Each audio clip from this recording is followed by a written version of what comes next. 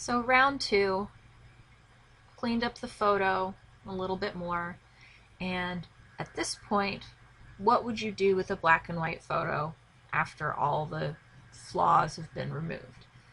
At this point, the best thing that could be done, if one were to take it further than it already is, would be to apply color.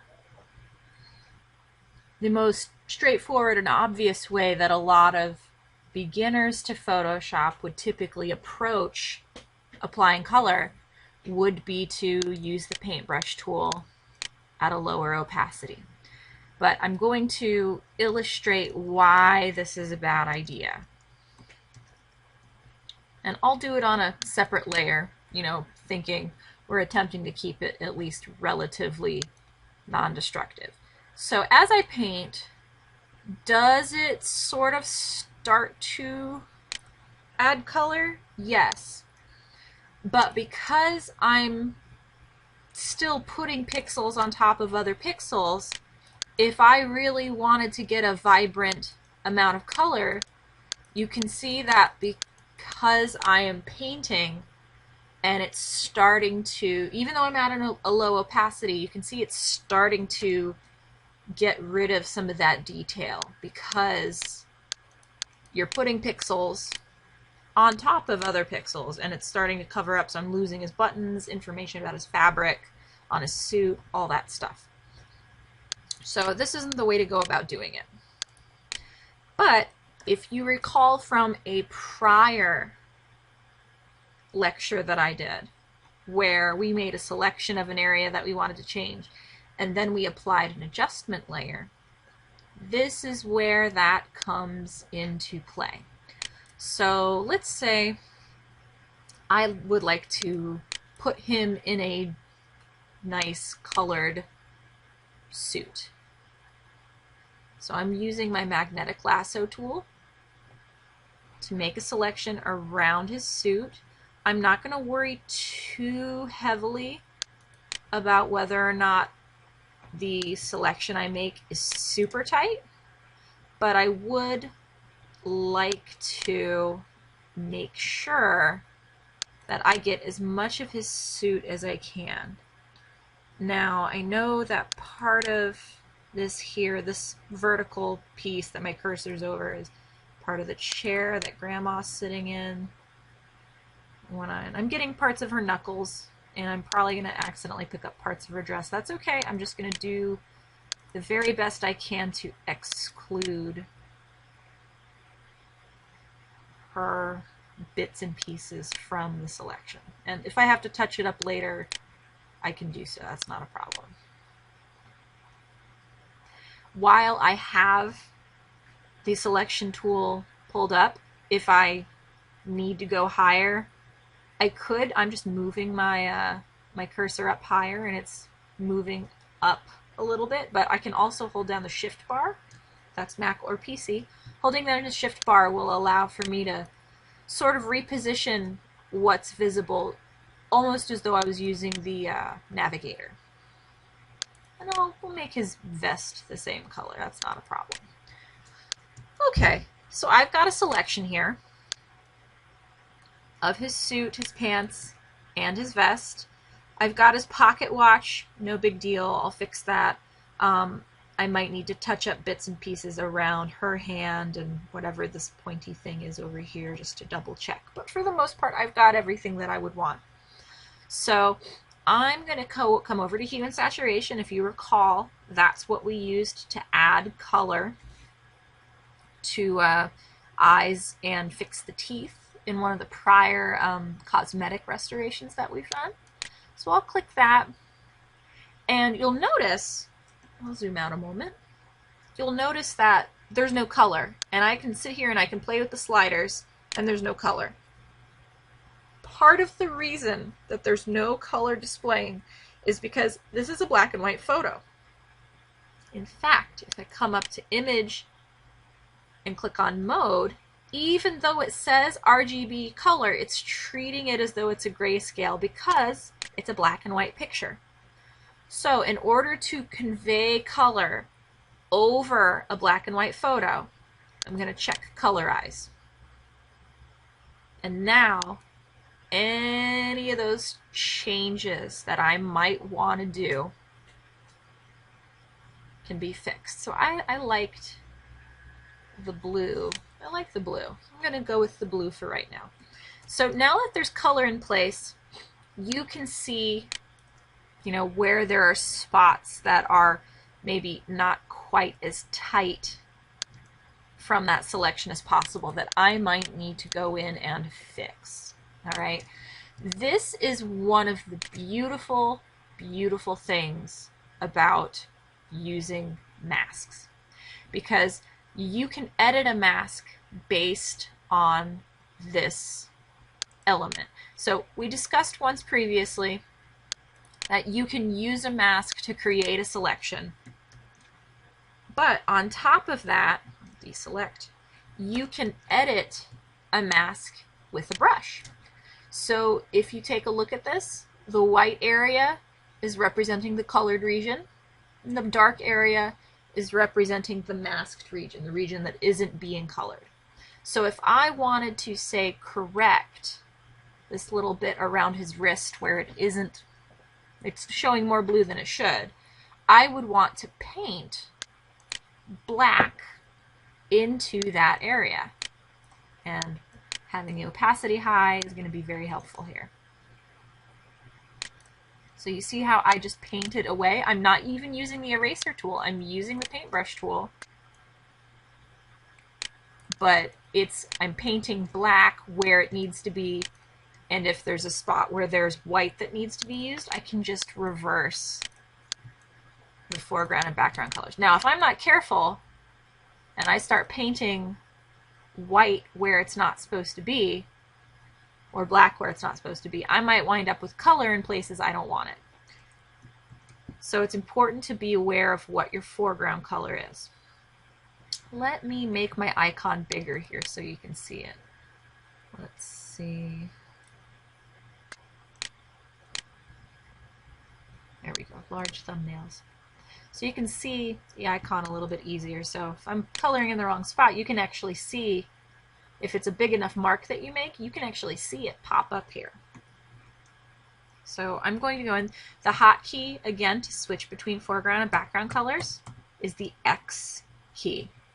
So I frequently keep my hand on the X as I edit masks, just so that if I need to flip-flop between colors quickly, I can do so.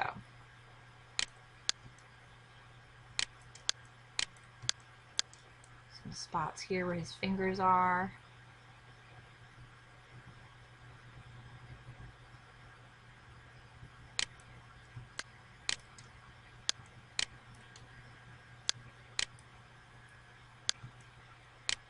So you can see that I tried my very best to get as smooth of a selection as possible, but in some cases the tools are they're limited. They aren't able to clearly identify what specifically you're wanting all the time. So this is why there are additional options to let you go in and make corrections. Now let's say I don't want a blue pocket watch. I'll go ahead and remove the pocket watch from the equation here. We'll paint it in, you know, we could leave it black and white and it'll kind of appear silver in a way, so I could just leave it exactly how it is once I remove the color. And you can see in the icon it's starting to reveal, there we go, where the pocket watch was. Alright, so that's the basics of using masks in that sense. But on top of it, you have a lot of additional options that you can apply to this layer. So by default, layers are created under the normal description. But there are probably 20-something, between 20 and 30 different options underneath that, all of which have different results. So I'm going to actually, I'm on a PC for this lecture, So I'm just going to make sure that normal's selected, and then I can use the down and up keys to jump through different effects. Unfortunately, the Mac doesn't support that. It's you know, you have to click in those options only, but you can see that some of them drastically change the appearance of the color. Even though at normal it's just set to blue, you know, darken makes it almost sort of a blue-green. Multiply makes it a very dark navy sort of color. Color burn almost removes all of the information, as does linear burn. They're almost identical. But then, so you've got some that darken. This one's set, the next group is set to lighten. So that's lighten, screen, color dodge, linear dodge, lighter color, which oddly enough goes back to black and white. Overlay tends to be one of the ones I gravitate to because it really emphasizes the contrast in addition to the color. So you can see it just kind of adds a little bit more detail. Soft light's slightly less intense. Hard light and overlay look like they're relatively similar, but again, completely depends on what colors you have and what the image behind it all is doing. These can all look drastically different. Vivid light starts to look almost like a Andy Warhol painting in terms of color. It's very vibrant. That one's even crazier looking. Difference will sometimes give you the opposite color you're expecting. So it took his suit from being blue to like a dark plum color. Exclusion, subtract, divide, divide, hue, saturation, color, luminosity. So every single one of these does something different. Overlay tends to give one of the best effects. It all depends on what you're looking for visually. So I usually overlay, soft light, and multiply tend to be my go-tos when I'm applying color over a photograph in relation to having it look as realistic as I can possibly make it. All right, so we've got some color going on right now. Let's see. Stick with that one. If I wanted to, you know, go a little bit further, let's say I'd like to color his shirt in. Same process. Make a new selection of the region that you want to select.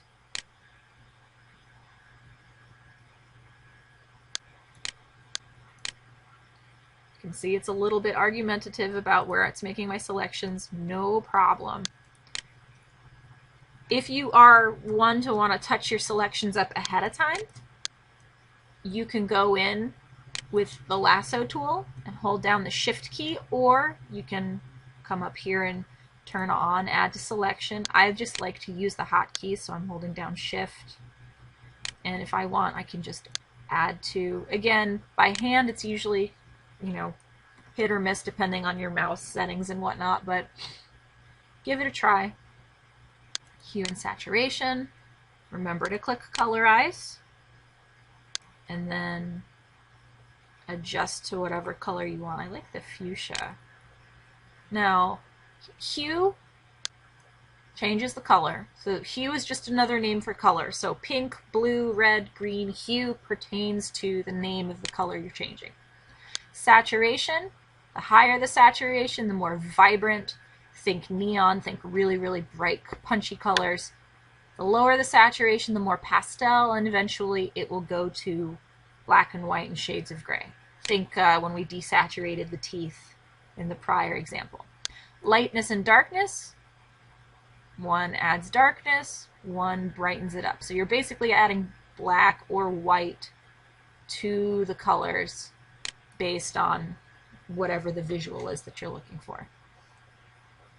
So we'll say this is what I'd like. That works. Now, you see how I'm starting to get like a pixel edge between the two masks? Part of the reason that this is occurring is because feather was set to 0 on all of my selection tools, so they made a very sharp edge.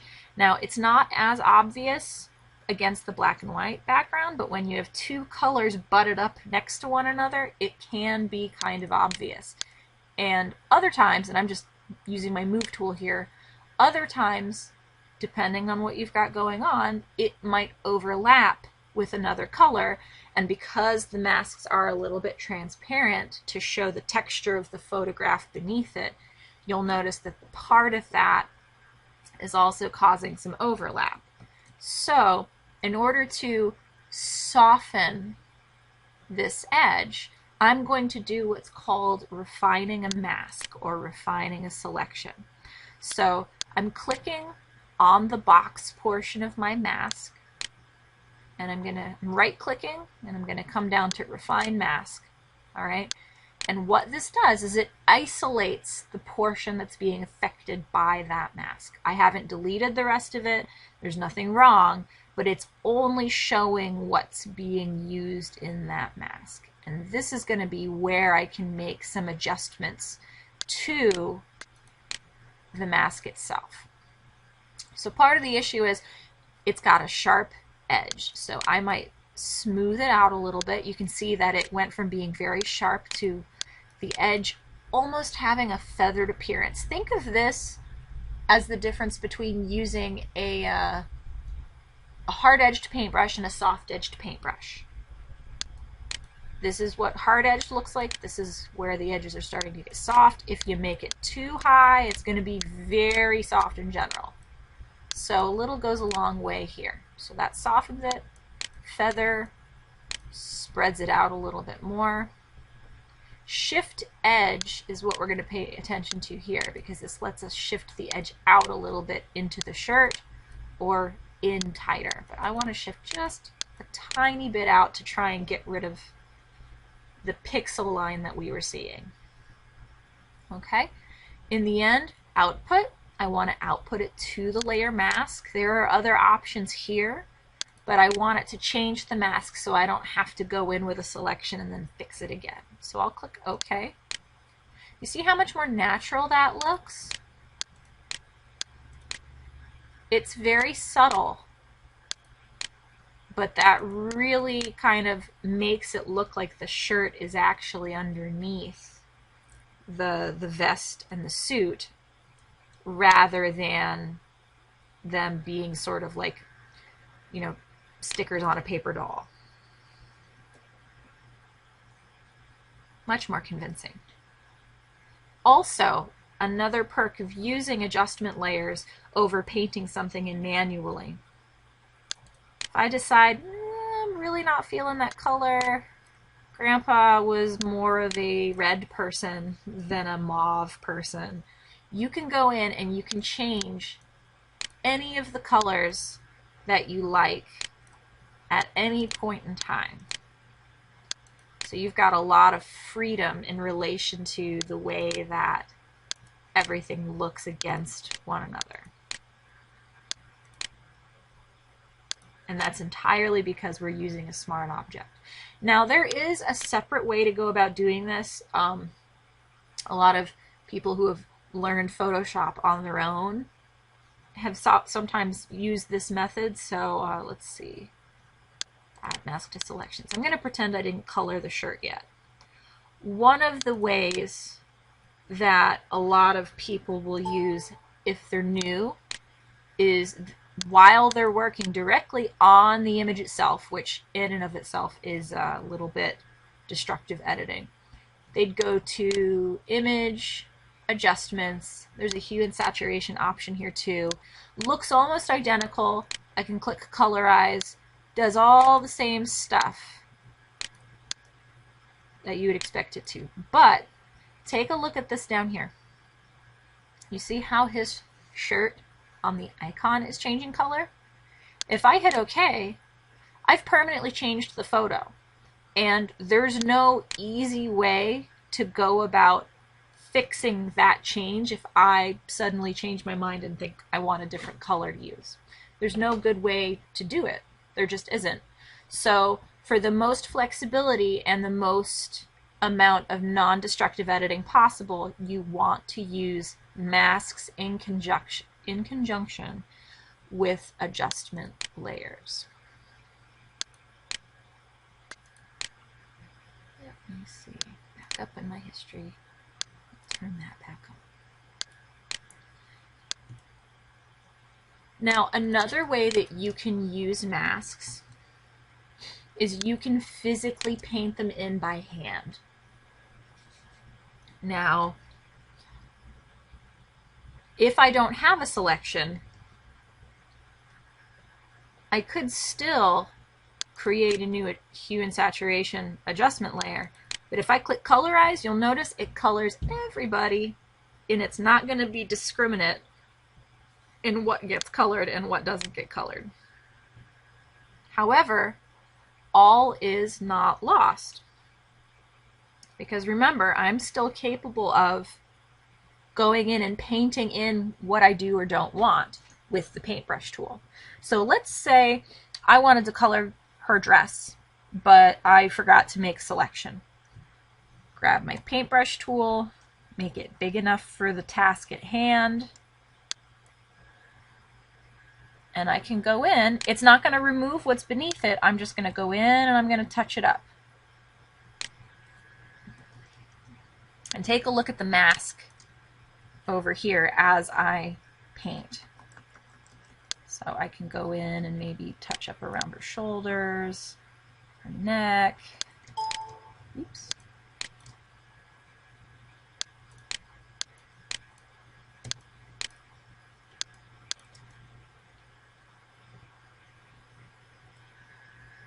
Now you can see it's not nearly as accurate.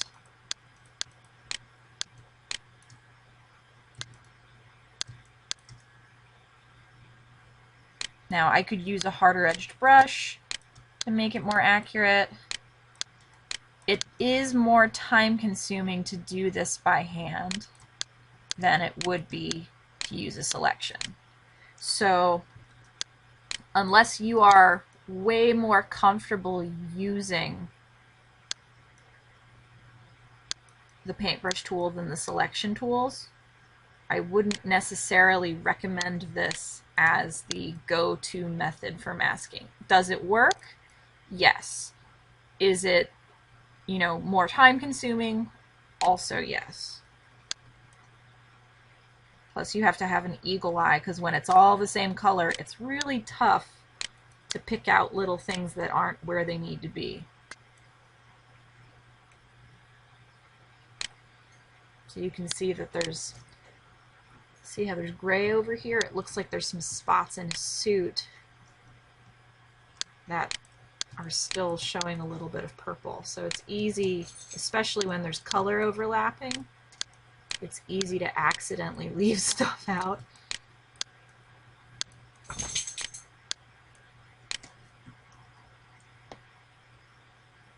But I'm a firm user of the magnetic lasso tool. So I like to make a selection, put the mask in, and then touch up the edges where the mask didn't do what I expected it to, which is a lot easier than kind of going about it the long-winded way. So no worries on the upcoming assignment. There's no requirement for color, but this is a precursor to future things.